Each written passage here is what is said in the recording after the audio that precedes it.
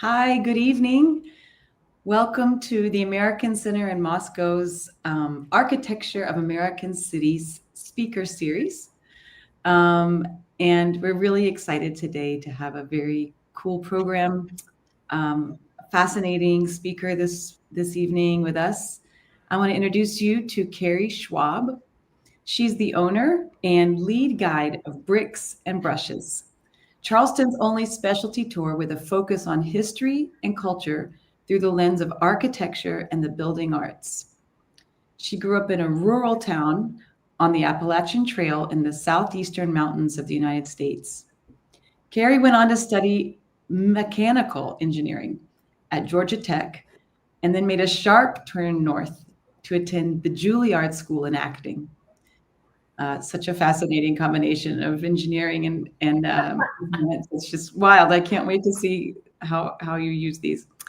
She toured with theaters around the world, including extensively through Russia, and settled in Charleston, South Carolina, to use her engineering and construction skills to apply preservation and modern restoration techniques throughout historic residences, of which Charleston has many, including her own, the place that she lives.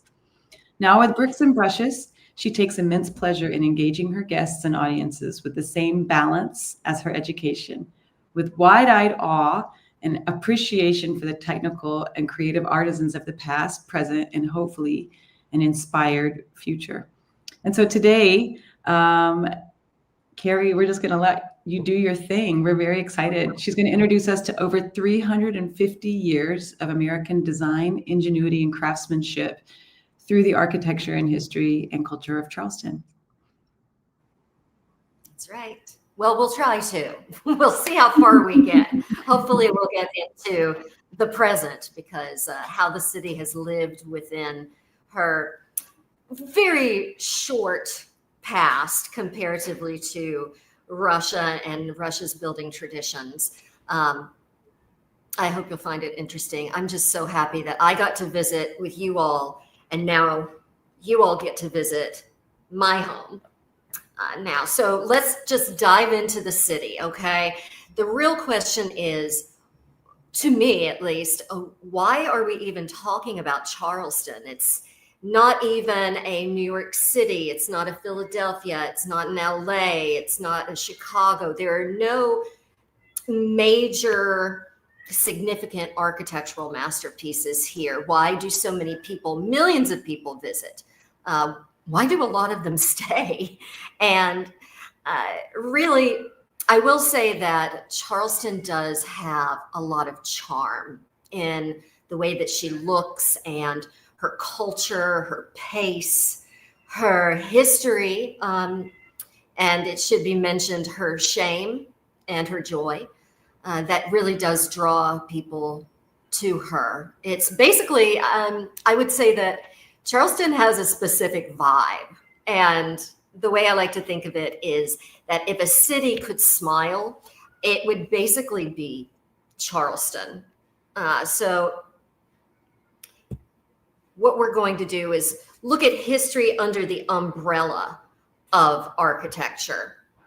All right, we'll go through the settlement of Charleston and why it was settled, its economics, its expansion, the environmental toll that it's taken, and the culture that all informs the architecture of Charleston. We're going to be telling about not only the artisans and the craftsmen who built her, we might even tell some stories about the people who lived there and now, because I have a theater background and I love to tell stories. So let's start at the beginning. These very fun looking gentlemen actually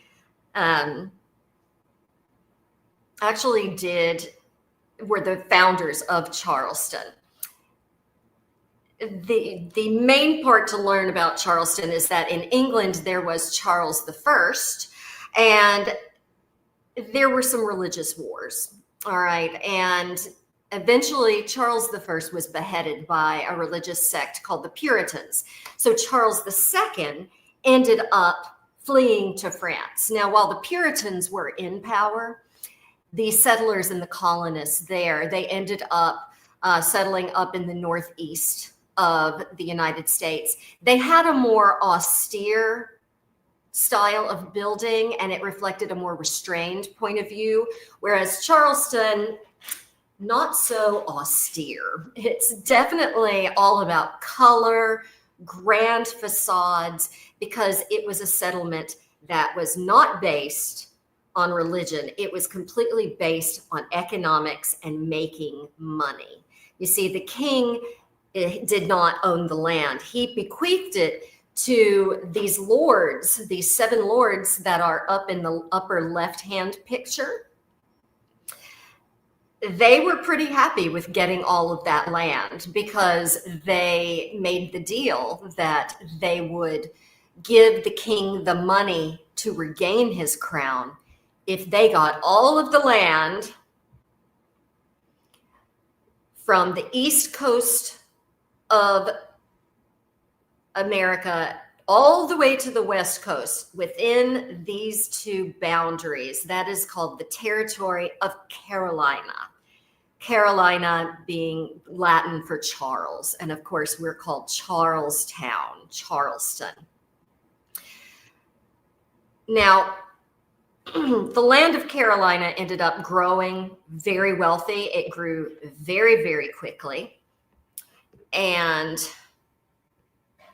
it was mainly based on these 4 crops that we see here. On the upper left-hand portion, we see cotton. On the right-hand upper, then we see indigo, the color of blue jeans. The bottom right, we see tobacco farming. And the far left, probably the most important moneymaker in the new settlement of Charleston, which was rice. It was more valuable than gold. So it is still to this day called Carolina gold rice.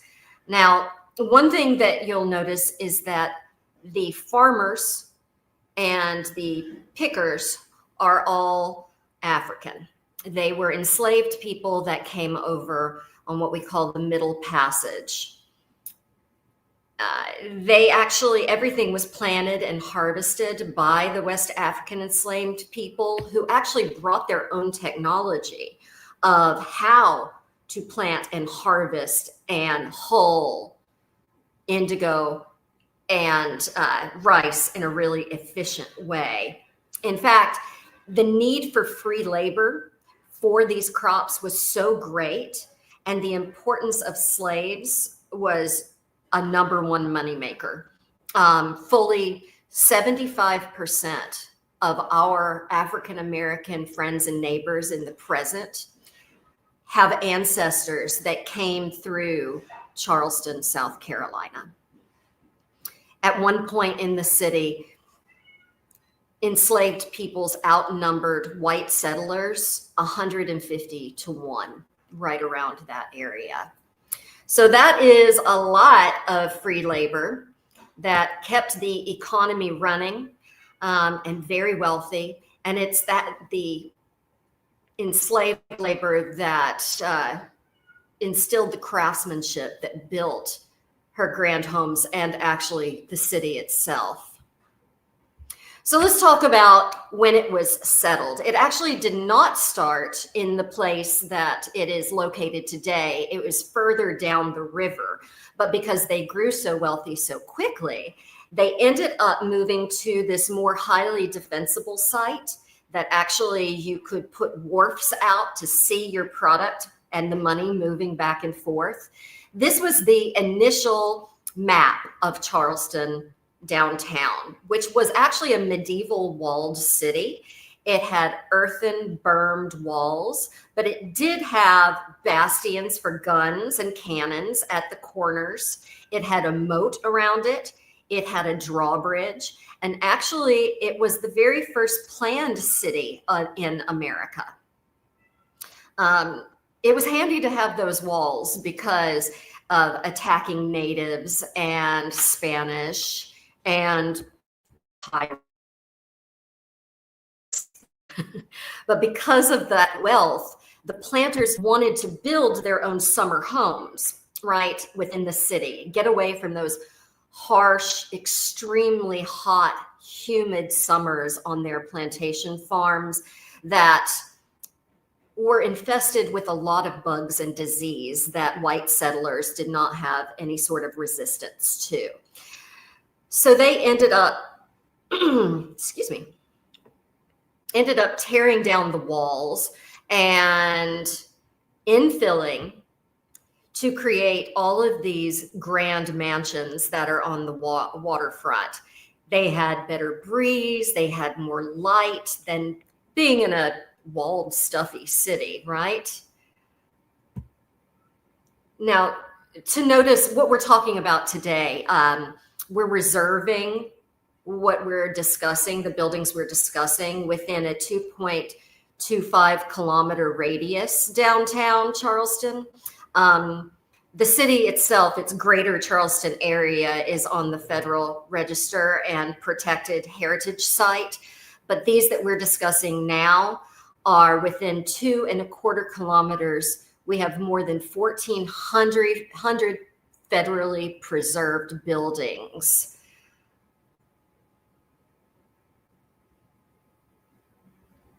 They're preserved by the Preservation Society, which actually is a lot like the Union of Moscow Architects or the Russian Association of Restorers. So with that in mind, we're going to talk about these homes finally. So because of the wealth, the planters ended up, having various types of floor plans and different types of facades. The floor plan we're going to call the type of house, which includes the vernacular architecture called the Charleston single, of which there are two varying types, the traditional and the side entry, which we'll get into. What's called the 4 and a door classical floor plan, which means that there are 4 rooms, 1, 2, 3, 4, with a door in the center, central hallway branching off into those rooms, and a more Victorian floor plan, which is asymmetrical, and you move in almost curves rather than right angles, unlike a 4 and a door. Now within that, there are facades that have differentiated themselves throughout the years. We have colonial, which are the earliest, usually typified by a very flat facade.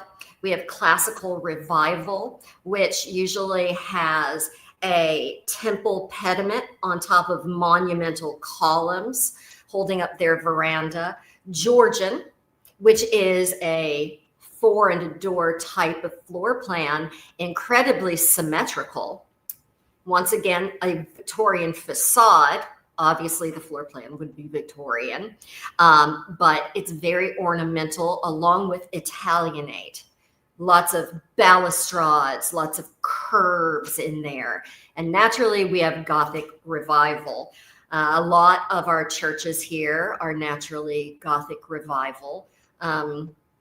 It's called the Holy City because of so many steeples that we have on our skyline. You're actually not allowed to build above a steeple, so that our skyline retains its fluidity and that beautiful tradition of being called the Holy City.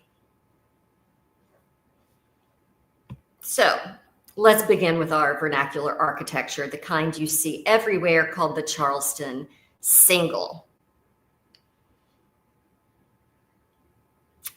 Now, as we mentioned before, the walled city was actually on a grid, which means that homes were built efficiently and it maximized the occupancy, but that also meant that they were in a more townhouse or tenement form. And this is on our left, what's called Rainbow Row. Here you see how incredibly vibrant the colors in Charleston are. And on the right-hand side, you see that whenever you build 2 buildings abutting and sharing a wall called a party wall, the light and the air only flows through the front and the back instead of on the sides too. The townhouse form also was narrow, it was deep, and the family would live up above, and they worked on either in a parlor office or they'd have a store on the bottom. Now, the thing is that Charleston gets hot. I mean, really hot. We're talking about 49, 50 degrees Celsius, 120, 125 degrees outside in the summer, plus humidity. So when the walls came down and the townhomes spread apart, they began to incorporate porches on the side, which we call piazzas.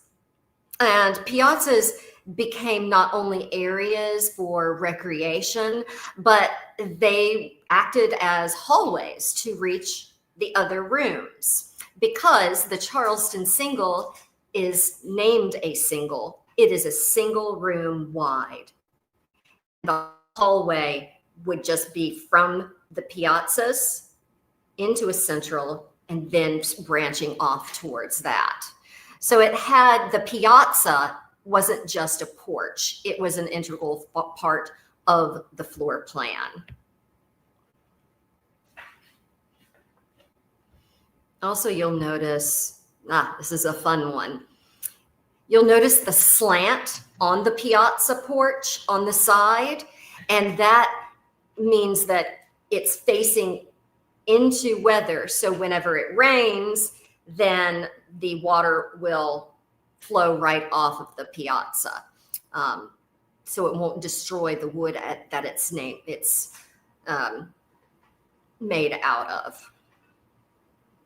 Piazzas also always faced either south or west so that they had maximal air and light. So now let's talk about, I mentioned two different floor plans of the traditional Charleston single house. As we see here, they are both a single room wide as we mentioned it. Let's go ahead and play a video of the traditional single house. You'll notice that you enter from the street at the front door onto the piazza, and we see a door in the center from the piazza. So if you were a visitor, you enter from the street, you go up to the piazza, and then you'll enter the house. It's something that very culturally is part of Charleston. It's almost like you have to go through two entry points and you have to ask for entry twice. Charleston has kind of an insular culture in that way. Let's go back. That's right. The other form is a side entry single on the right. That means that you enter directly into the house, not onto the piazza. Now, here we see a little bit of the evolution of the facades of a single house. This is, once again, as we see, the door to these homes is on the right-hand side with a south-facing piazza. We know then that this is a side entry single house. The house on the left with the monumental columns on the piazza is made out of Charleston bricks. So it's a little bit more austere. Now, from the arrow, we see 2 points of view of the same house. And here we could definitely see that the people during the Victorian era added a lot of details.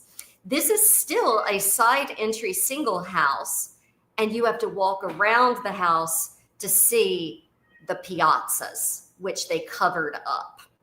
It's a very cool little house. It's very Italianate in its styling, where one portion looks like classical revival and the other portion is a really Italianate Victorian facade. So let's see. Let's actually look at a video of what it looks like from the piazza of the house on the right. There we go. This is my friend David's house. Not a bad view, right?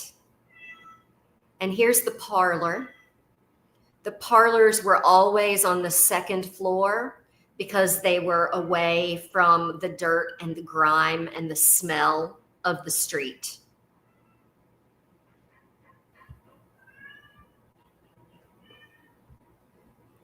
Here are some other types and styles of house. The Queen Anne, which we mentioned before, which was more circular in nature, how you lived within the space and how rounded the shapes are, as compared to the house on the far right.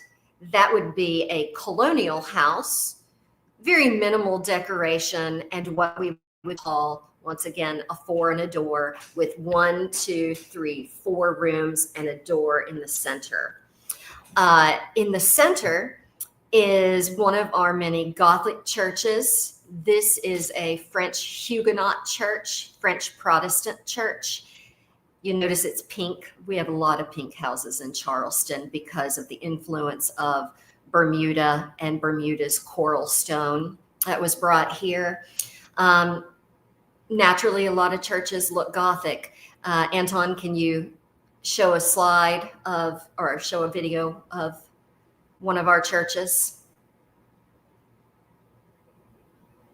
This is a more simple Gothic church, but lovely nonetheless. Impressive steeple height too. At one point, there was a tornado that hit this particular church. The steeple was lifted from the church and then javelined down into the ground about 50 meters. And they just picked it up out of the ground and put it right back on top. It's the highest steeple in Charleston. Pretty fun to go up into also and ring the bells. Let's look at these other two types and styles of houses. On the left, we have a Georgian home. This is Drayton Hall, one of the finest Georgian homes in America. It has retained its original interior, and its grounds are actually part of an archaeological site. This house is also a 4 and a door. When you enter it, everything in a Georgian house is characterized as being symmetrical. So that means when you come in, everything on one side must be mirrored on the other side.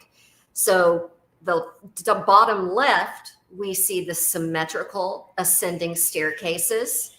And on the right, do you see that bricked in doorway and an open doorway back behind it? This leads into the dining room, and the entry is open, but because it has to be symmetrical, there is what's called a blank door or window on the other side to retain that symmetricality. On the right-hand side, we have classical revival. It maintains that Roman or Grecian temple on top, and then the monumental columns right there.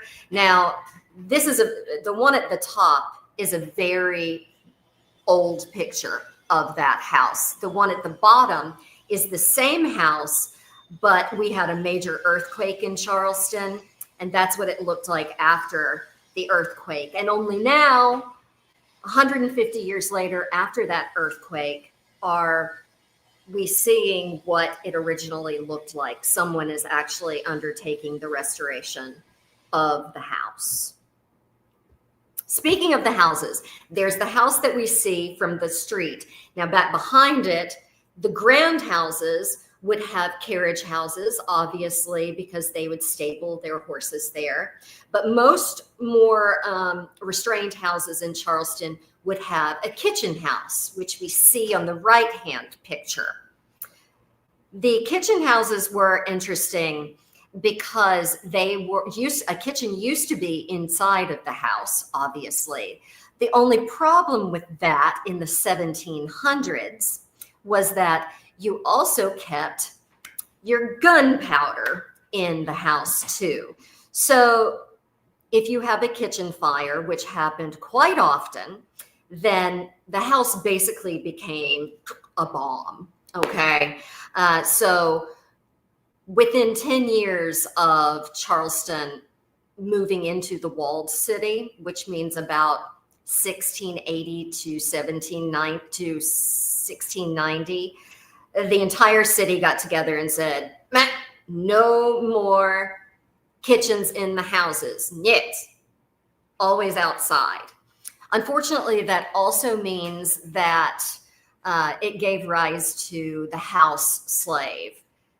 And above those huge kitchen stoves and ovens and fires would live most of the staff for the house. Anton, if you'll show what the interior of one of the kitchen houses would look like. So you come up the stairs, and let's take you, hopefully it will load, inside of one of the rooms.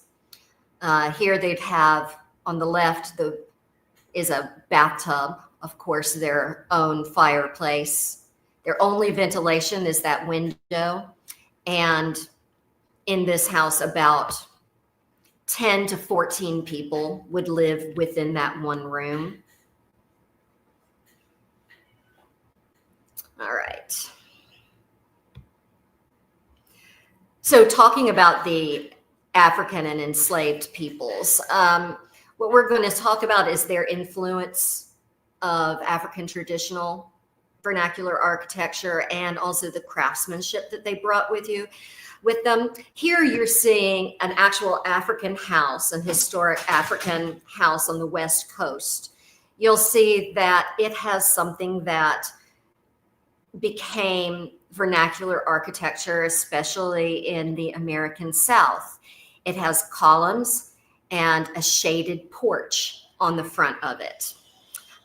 Remember that the English lived in a colder climate, so they weren't prepared for 40, 50 Celsius heat. They didn't know about having shade. So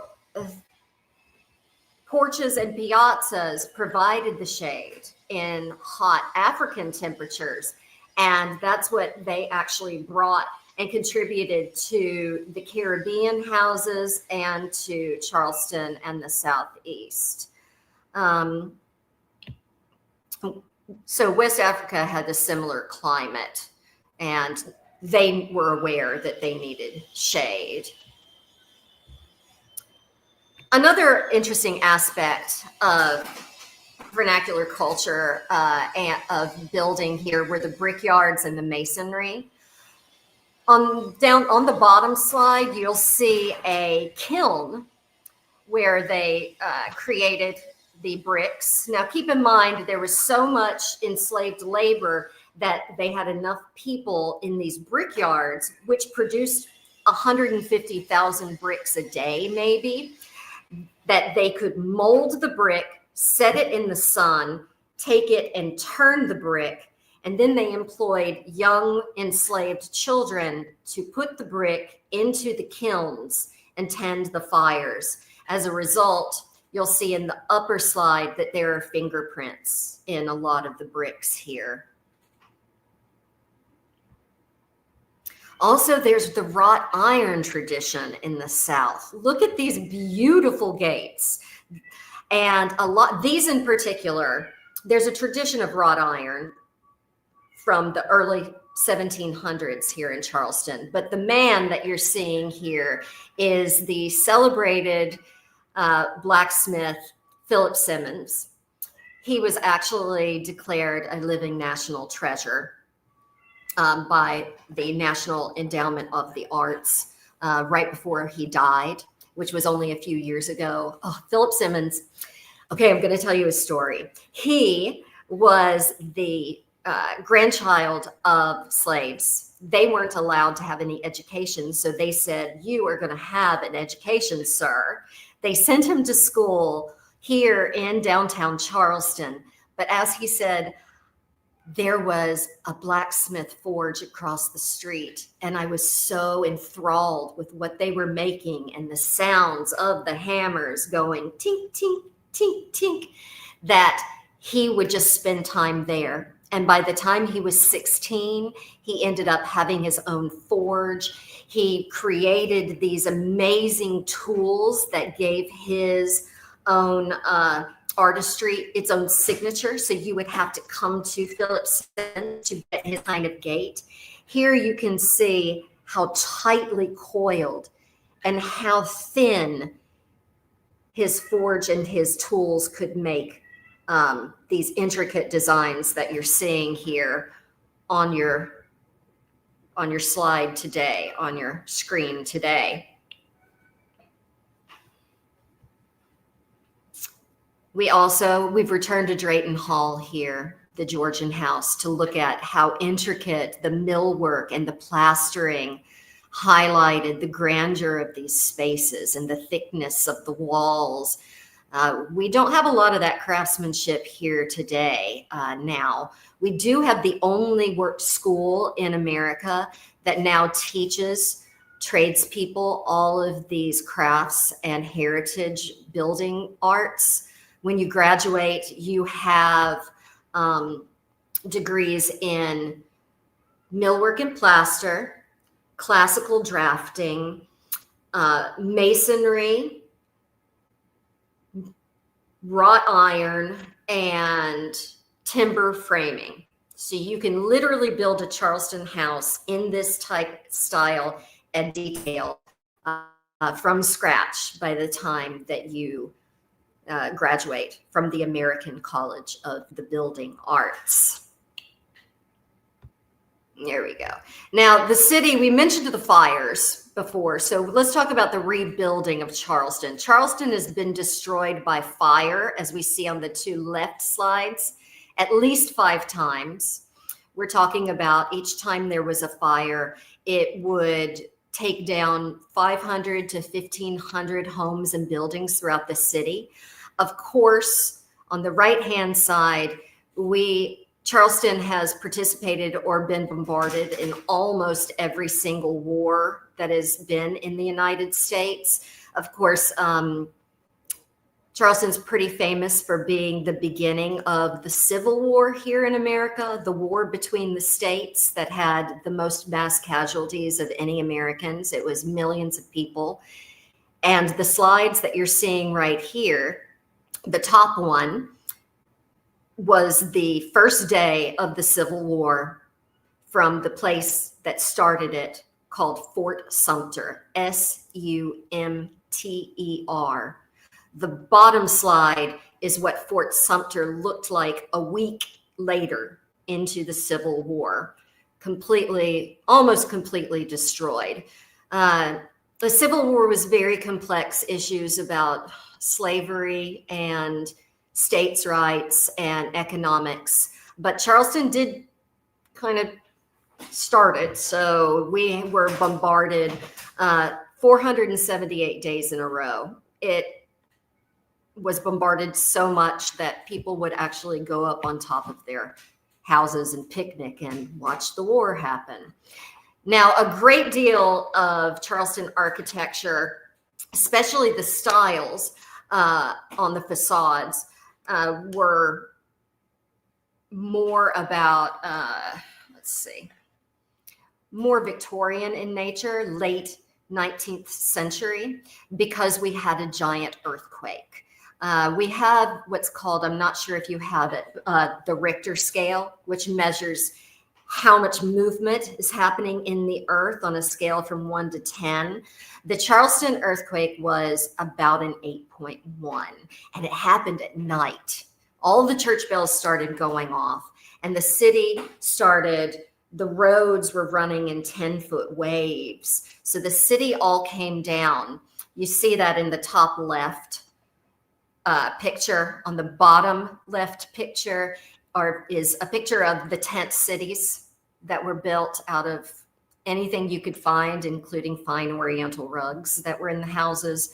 On the right-hand side, if you see the circular little dots on that house, those are what we call earthquake bolts, or just ties, building ties. A lot of houses retain those bolts on the outside, but they've clipped the ties that hold the walls together, because the houses in Charleston are built on really unstable ground. We've got the water underneath, we've got hurricanes with a lot of high winds, and it's just generally a very precarious kind of environment. So speaking of the water, let's talk about flooding. Now, this flooding that we have right here on your screen, that's just of a recent high tide in conjunction with a full moon. This is not even a hurricane. So this is a photo. As we've discussed, Charleston expanded beyond the walls with a lot of infill. 80% of Charleston is built on infill with water underneath it, to be honest. That water is rising very quickly, and it's getting saltier and more destructive of these centuries old building materials. Also, with climate change, the plant and animal life that used to form a natural barrier is dying. So what did Charleston do to rebuild is the question. In the 1900s, we had a lot of instability in the area because of rebuilding from the Civil War, rebuilding from the hurricanes, tornadoes, and that big earthquake. Also, a lot of infrastructure changes. The horseless carriage, the automobile had begun to take over cities. So we're taking down these huge homes and widening up the roads. We're building infrastructure with sewer lines and gas lines. Also, a lot of the city was still pretty leveled, and the families did not have money to rebuild. So they were selling off architectural artifacts. And the woman on the left-hand side of your screen, her name is Susan Pringlefrost, and she did not want to see her city destroyed. And so she became the first female realtor who could buy and sell homes in Charleston, and got all the rest of her friends from these wealthy families to form the very first preservation society of the United States. They went around and documented, along with artists, what the homes looked like, what the homes' colors were, what the zoning is, so that commercial land use not be completely overtaking the history of the homes. Here is one of the artistic renderings, so we know what colors these homes usually were. That's just a black and white one, sorry. But the other problems that we have are moving into the present age. So what is Charleston doing about environmental changes now to preserve her architecture? Well, on the left-hand side, you'll see that we're building a larger seawall. There is the before, and here is a portion after. They're still building it. It's been about 6 years now, but they're finishing up, and it's beautiful. On the right-hand side, this is a live oak tree. So they're asking people to plant indigenous plants that will take on and create barriers for the water and absorb that. We're also raising homes on the left side. And there we've discovered there are 30 miles worth of tunnels under the city that were dug the year before the Civil War, mainly to carry the waste from disease out of the city.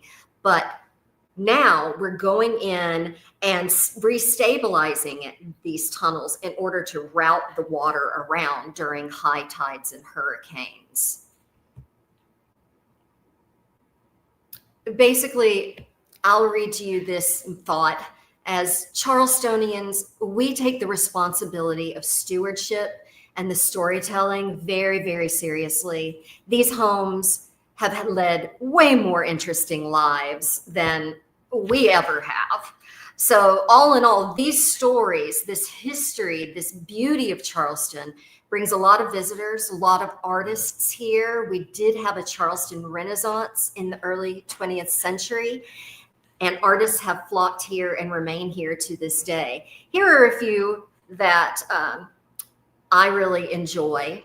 On the left-hand side, this whimsical painting of a Charleston single is done by a good friend of mine, Nathan Durfee. On the right-hand side, you might recognize the bottom picture. It's called Nighthawks by Edward Hopper. He lived here in Charleston for quite a bit and loved painting with watercolors, various houses or the beach. He loved light so much and celebrated it. Charleston has very unique light. On the left, we have a beautiful watercolorist named Mary White, who paints all over the world, but since she lives here, paints the influence of native Charlestonians and their craftsmanship, like this basket called a sweetgrass basket that West Africans brought to America and used to hull the Carolina gold rice. On the right-hand side is Jonathan Green, and you can see how much joy and life of affirmation and vibrancy he has in his work. On the left-hand side, abstract expressionist William Halsey, married to his wife, Corey McCullough, who found beauty in the slums of Charleston. On the right-hand side, Fred Jamar. He's Belgian, and he paints Charleston's architecture in almost neon colors. At the bottom is the artist Nick Cave, who takes inspiration from African traditional, I guess you could call them we call them sound suits. He takes all of the traditional garb and uses fantastical materials.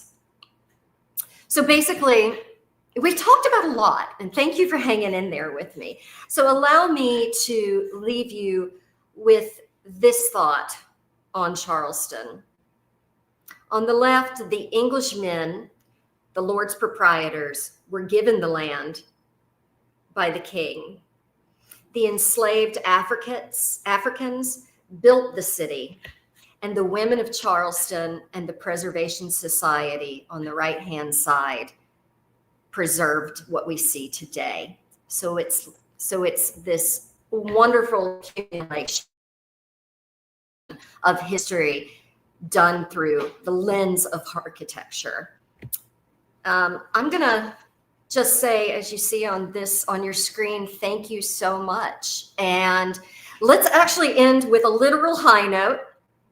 And Anton, if you'll prep the slide, this is George Gershwin's Rhapsody in Blue, which was one of the earliest 20th centuries of jazz composition. He lived here in Charleston and for quite a while, and he was inspired by the Holy City's complex rhythms and exuberant homes and spirit.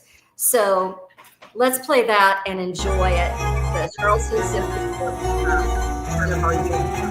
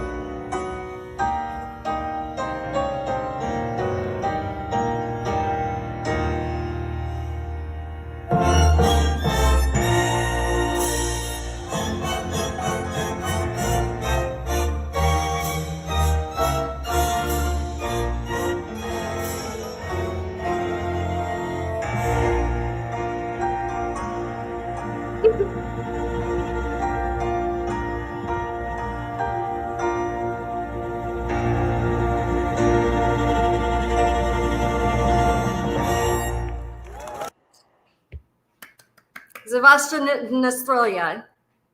Terrible, terrible Russian. It's the only thing that I can remember. Thank you so much, all. Oh, thank you, Carri. What an amazing presentation. I was just fascinated. I didn't know that Edward Hopper lived there, that George Gershwin lived there. I learned about so many different people that are really famous for us as Americans that were influenced and spent a lot of time in the cities. It's so cool. I love that last piece. That was beautiful. We have a question. If that's, I'm gonna field some questions here, and I have a couple of my own as well. Great. The first question says, "Great lecture, thank you." First of all, and they say, with an older city, how does the reconstruction work to keep the city, keep the historic city up to date? Right. This is, it's really up to the First Preservation Society in America and the Historic Charleston Foundation that work with the city and with the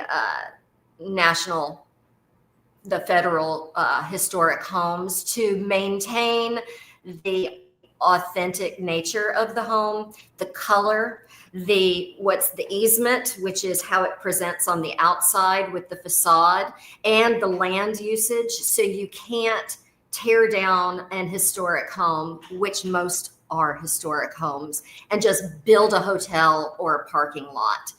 And we also have craftsmen who are vetted by these societies to work on these very specific building arts. I hope that answers. Yeah, I think that's a great answer. So the American College of Building Arts is there in Charleston. Mm-hmm. So I think about this all the time. Why is it so prohibitively expensive now to do things like beautiful millwork or beautiful brickwork? Or why is it so hard to find craftsmen that know how to do that? I mean, it's been a lost art in some ways, but it feels like it's absolutely prohibitive, and it shouldn't be, because it imbues such character to a place. And so I was just curious about that. That's a really great question. Thank you. All of these are great questions. Well, first of all, there is obviously a desire for it. And so it's causal. You know, you'd have less artisans, you have more demand. So a lot of times the people who graduate from the College of Building Arts are employed elsewhere. For instance, at a group just came back from preserving Notre Dame. So they go all over the world.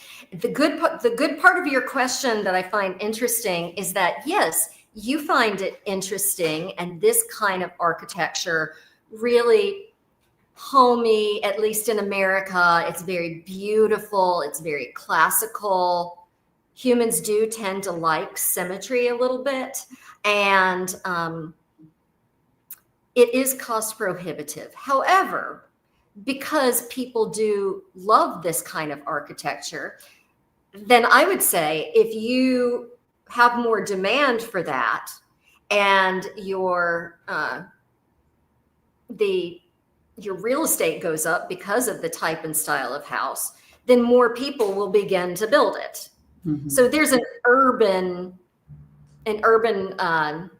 planning kind of aspect to it. Architecture schools in America do not teach classical building or drafting anymore. Mm-hmm. It's more about creative uses of cheaper materials used in beautiful ways for higher occupancy.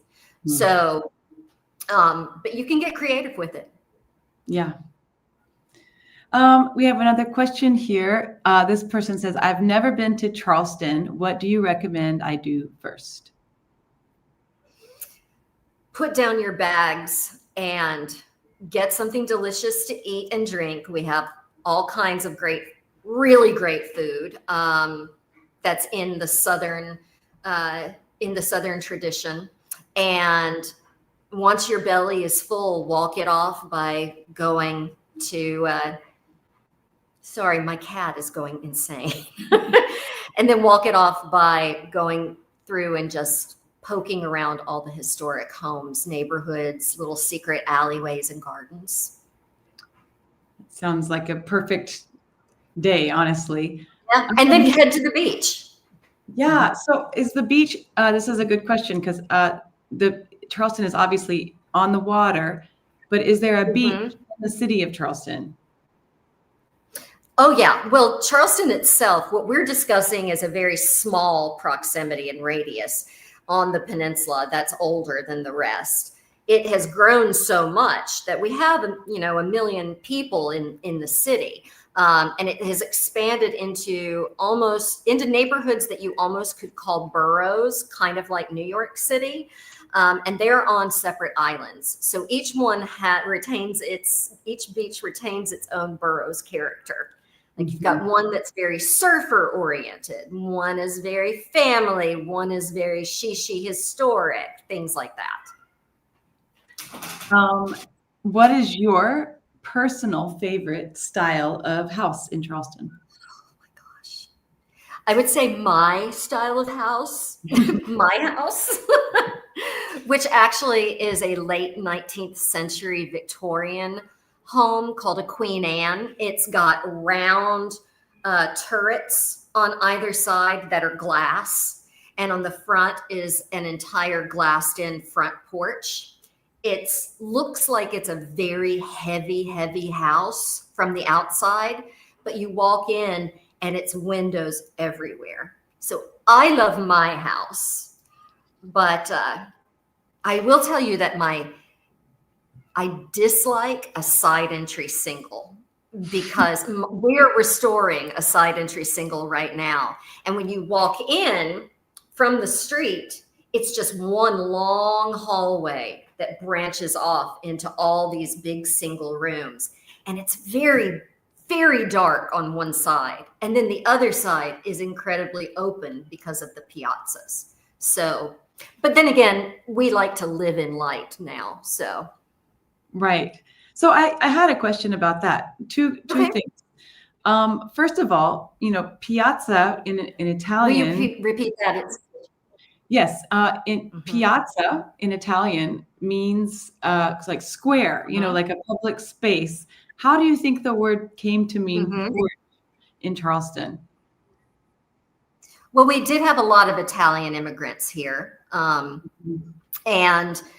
yeah, it was a colloquial meeting space in there, and then that also gave rise to it having the separate floor plan part of it that created a hallway too. So it was for recreational space at the beginning. And then it was integrated more into the floor plan too. You're correct. Really interesting. The other quick question I have is, okay, so it's sweltering hot in the summers. So why would they want the porches to face the light? Just because the houses were so dark? Is that because I would think the light would create more heat even covered. So I was just curious about like, facing porches or piazzas. Well, that is a good question, but I would say that because it's a peninsula and has water from 3 bodies of water, including here's the Atlantic Ocean, here's a big body of water, big river. All of that air is flowing through there. So the breeze ends up, it could cool it down up to 30 degrees. Yeah. So, and it's really the humidity that's going to get you. So just having ventilated spaces where the air will flow is more important than like shelter from the sun, really. I mean, they're covered obviously too, but. Right. Well, I mean, you can be covered inside of the house, but man, you really want to be in that wind. Yeah. Here's another great question from our viewers today. Do you think Charleston's history and architecture still shape the city's cultural identity today? I do, because there is such a prominence of preserving it. So while I don't think that we're not allowed to build like we did then. We have to raise houses up on pylons, but we do have to retain the style and the nature, even in new buildings. That's a whole permitting question that has to go through a zoning commission, all of the preservation, things like that. So while you can build new, it must be in the style of the past. And therefore, I think that the city still does retain a lot of that primary cultural identity. It does have a lot of exclusiveness to it, because of how many doors literally you have to go through to create a relationship for the city. So that's a bad metaphor there, but I think that the pride in place really is the thing that shapes Charleston's culture, especially in the most preserved areas. So that's a really great question. Speaking of this cultural identity, one thing you said that was just fascinating to me. So I live in Virginia, where one of the oldest cities in Virginia, of course, is Williamsburg, and we have like the colonial Williamsburg that's preserved and restored, and it is so it's very beautiful. It's very staid compared to Charleston, and something you said about it not being a religious settlement, which is a kind of unique. I thought that was such a fascinating connection. So with it not being a religious, like a religiously motivated settlement, but then it becoming this steeple-laden skyline and called the Holy City. Can you make a connection for that for me? Sure, because those steeples are attached to churches that are of every denomination. Mm-hmm. They're not all Protestant, English Protestant. They are German Lutherans. It's the second oldest Jewish synagogue in America, because Sephardic Jews from Spain came and fought the revolution with us because they really hated the English. There are the French Huguenots, the only practicing Huguenot congregation in America. There is the Circular Church. There's the Unitarian Church, which Unitarian is what a lot of the founding fathers really practiced, where it was just an overriding sense of religion to base your moral compass on. So it's called the Holy City because there's a lot of religions here that were not denigrated simply because it was about money. It wasn't about how you worshiped. Yeah, and it's got so much more color and ornamentation, and it's such a beautiful like combination of so many different styles like that you were telling us, which is very, very different from a lot of the other like more colonial, like the puritanical groups that came from England seeking, to start to worship here. It's very different. I thought it was a great historical fact.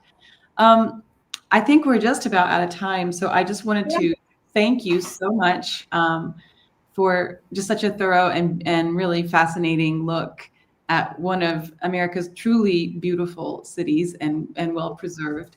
Thank you, Carri Schwab, so much for being with us here at the American Center in Moscow today for our speaker series, and for introducing us and taking us around Charleston through the ages and into today. Thank you so much. Thank you all so much. So, like I said, I got to come to you. You all are more than welcome to come stay at my house here. So thank you so much to the Forum of Cultural Exchange. And hopefully I will see you all soon. Okay. Good night, everybody. Bye. Good night.